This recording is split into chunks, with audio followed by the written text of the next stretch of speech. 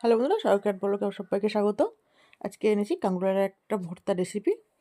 দেখতেই পাচ্ছেন, কাঁকড়াটা ভালো করে কেটে নিয়েছি, নিয়ে ধুয়ে কড়াতে তেল গরম করে একটু হলুদ দিয়ে একটু লবণ দিয়ে ভেজে নেবো।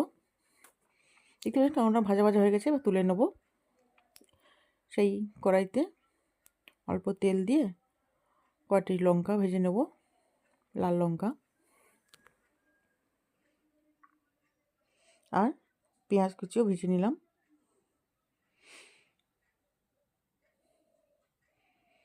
এর মধ্যে দেবো রসুনটাকেও ভেজে নেব। এবার এদিকে দেখতে পেলেন শিলের মধ্যে আমি কাঁকড়াটাকে বেটে নিয়েছি। আপনারা চাইলে মিক্সিতেও পেস্ট করে নিতে পারেন। মিক্সিতে পেস্ট করলে কী হবে তো মনে হয় টেস্টটা ততটাই আসে না যতটা শিলে বাটলে হয়। এদিকে দেখতে পেলেন তার সঙ্গে একটু জিরে ভেজে নিলাম। জিরে, শুকনো লঙ্কা, পেঁয়াজ আর রসুন